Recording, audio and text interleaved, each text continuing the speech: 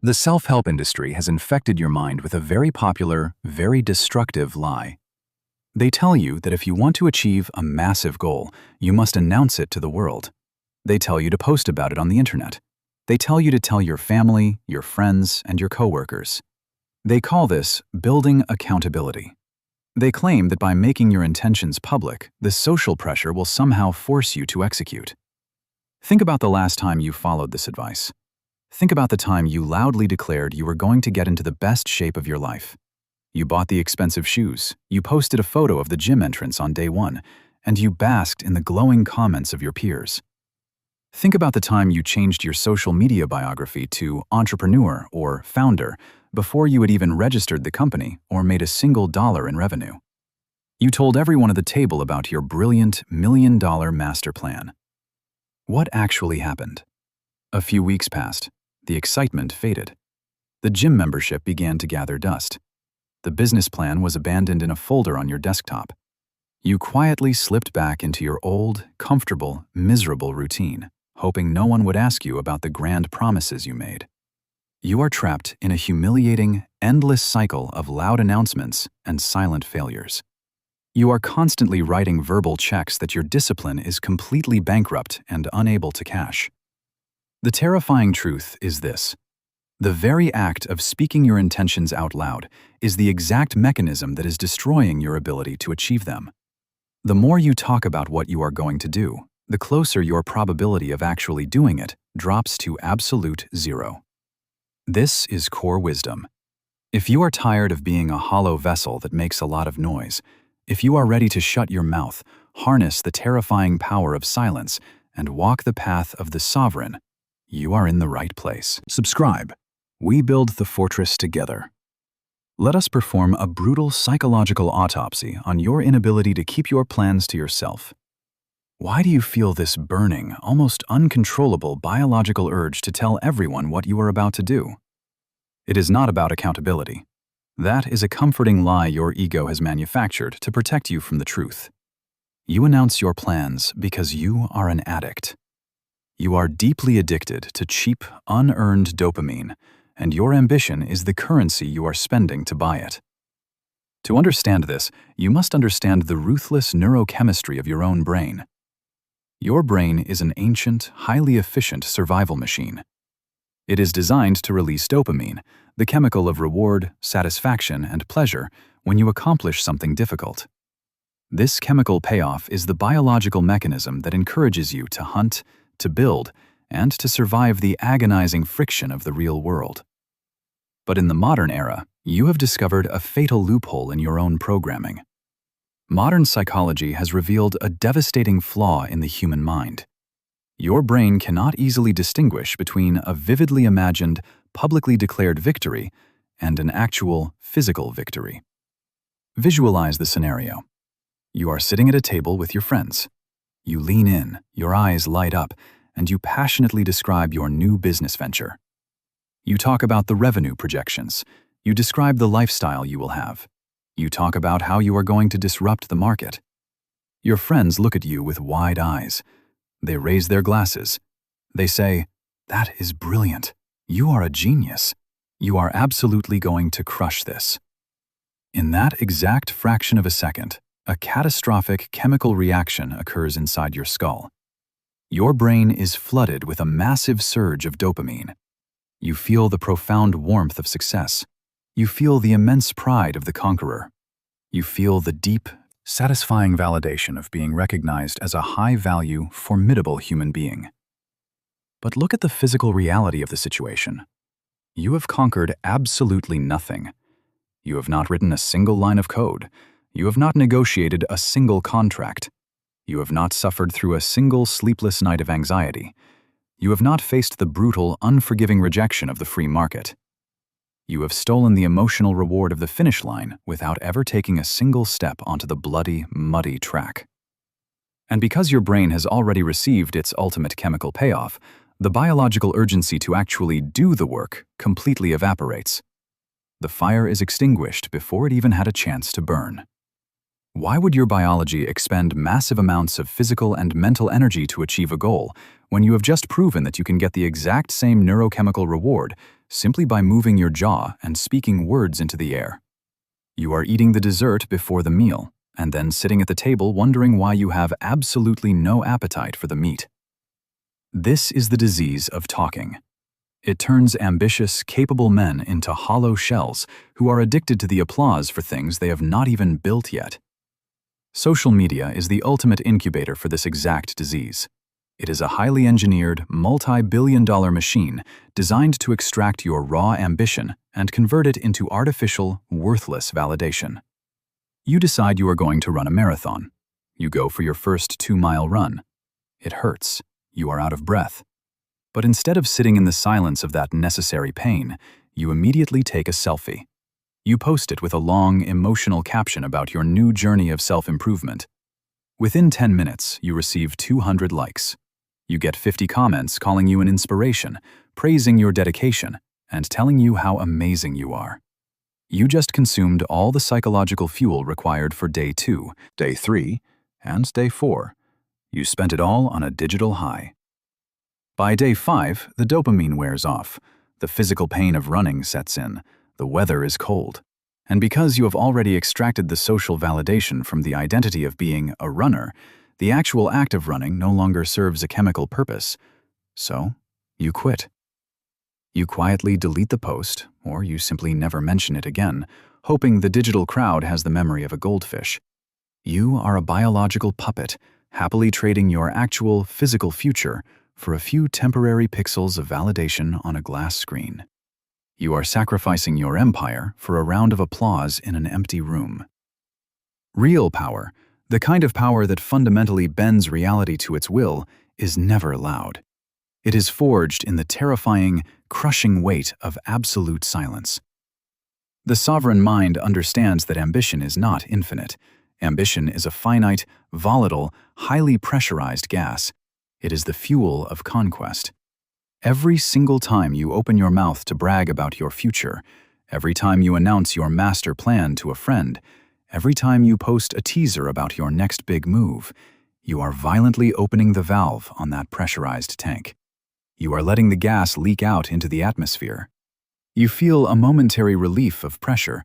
You hear a tiny hiss of validation. But you are bleeding out your own power.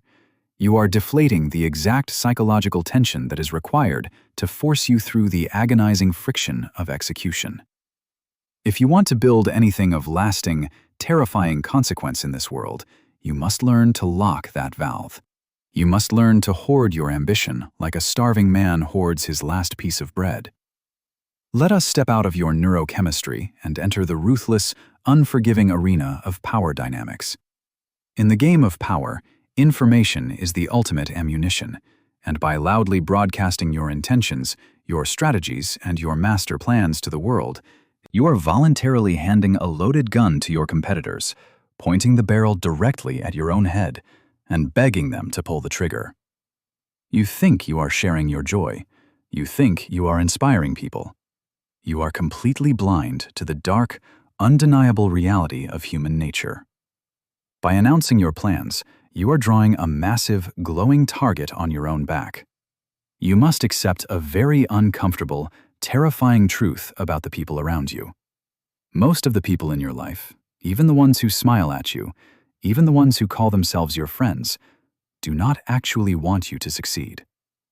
They want you to do well, but they never, ever want you to do better than them. When you announce that you are starting a business, or getting in shape, or elevating your financial status, you are holding up a harsh, blinding mirror to their own laziness. Your ambition is a spotlight shining directly on their cowardice. It reminds them of all the grand promises they made to themselves and failed to keep. Your potential success is a direct threat to their ego. If you succeed, it proves that their current miserable situation is entirely their own fault. So, they must stop you. But they do not attack you physically. They do not declare war openly. They attack you psychologically. Because you handed them the blueprint of your plans, you gave them the exact coordinates of your vulnerabilities. They look at your blueprint, and they start planting seeds of doubt. They smile, they put a comforting hand on your shoulder, and they say, "That sounds great, man, But are you sure? The economy is really bad right now. The market is completely saturated. 90% of those businesses fail. I just want you to be careful.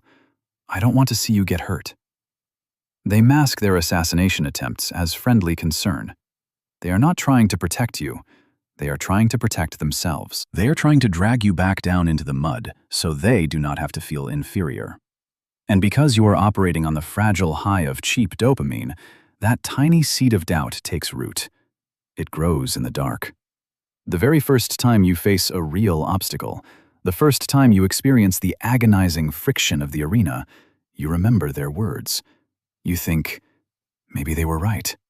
Maybe I am not cut out for this. Maybe it is too risky. You fold.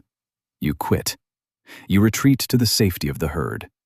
And your friends get to comfortably say, I told you so, while secretly breathing a massive sigh of relief that you didn't leave them behind.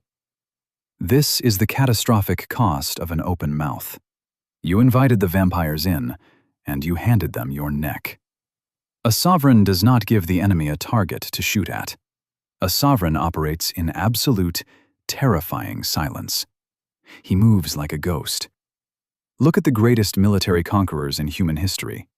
A competent general does not send a letter to the enemy camp detailing his exact attack strategy, his troop movements, and the time of his arrival.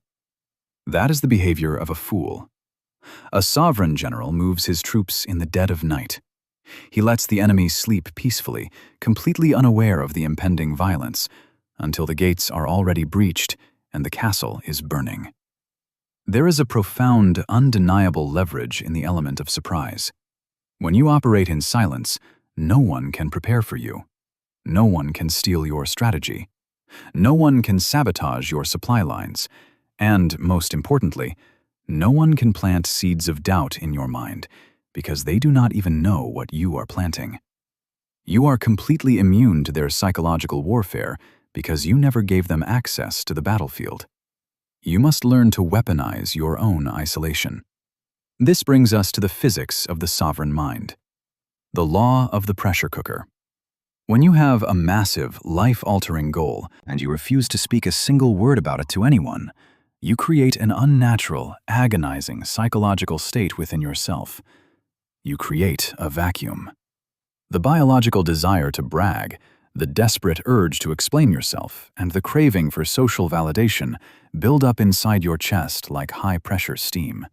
You will feel an almost physical pain in your jaw, wanting to open your mouth and let the pressure out. The weak man opens the valve. He posts the status update. He tells his friends. The steam escapes. He feels a brief moment of relief, and the engine goes completely dead. The sovereign locks the valve. He seals the lid. He allows the pressure to build to a terrifying degree. He allows the silence and the isolation to burn him from the inside out. He takes all of that frantic, desperate energy that wants to be converted into cheap words, and he violently forces it down into his hands. He channels the agonizing pressure of his own silence directly into the execution of the work. When you refuse to speak, the energy has nowhere to go but into your hands. You become a machine of pure, silent execution. The pressure cooker is not comfortable.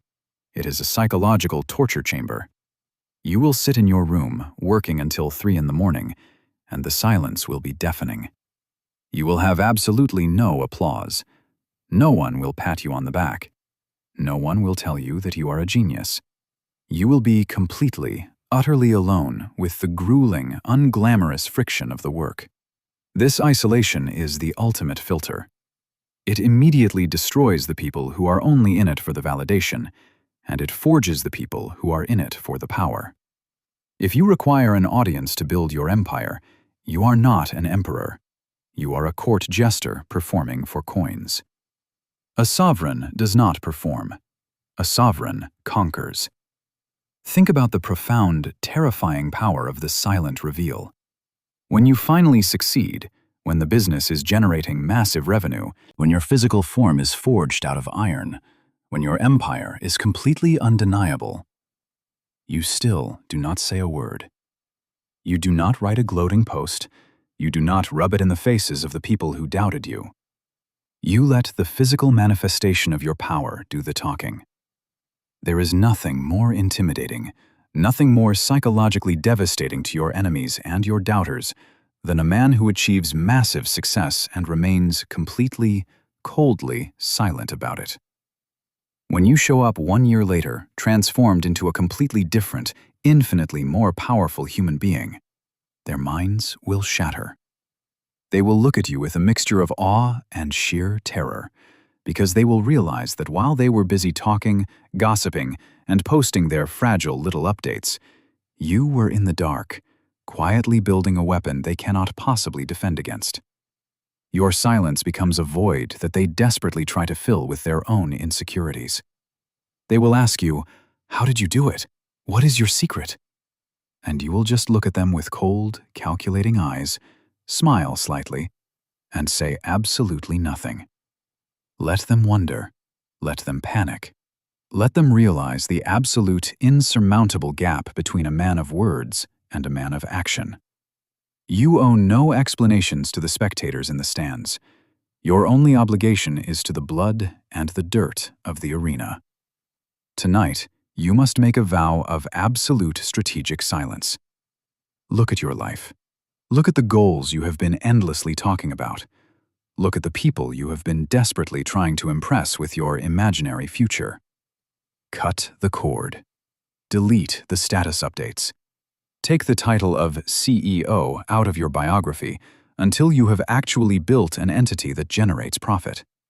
Stop explaining your vision to people who do not have the cognitive capacity or the ambition to understand it. Bury your fragile ego. Lock the valve on the pressure cooker. Step out of the blinding, toxic light of social validation and step into the cold, beautiful darkness of silent execution. Become a ghost. Build your fortress in the shadows, and let the undeniable, brutal weight of your results be the only sound you ever make. This is core wisdom. If you are ready to shut your mouth, embrace the pressure cooker, and walk the path of the sovereign, subscribe. Leave the herd behind.